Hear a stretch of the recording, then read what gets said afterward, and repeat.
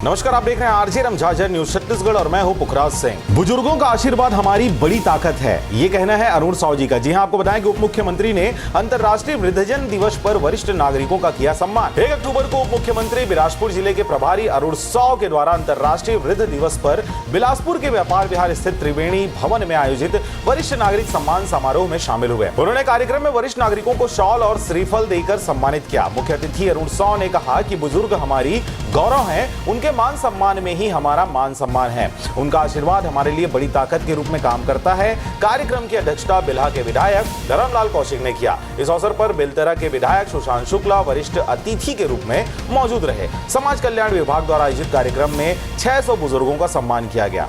इस खबर में बस इतना ही। आप देख रहे थे आरजे रमझाझर न्यूज छत्तीसगढ़। मैं था पुखराज सिंह। चैनल को अभी तक आपने सब्सक्राइब नहीं किया तो कृपया चैनल को सब्सक्राइब करें, खबरों को ज्यादा से ज्यादा शेयर करें। फिलहाल मुझे दीजिए विदा, नमस्कार।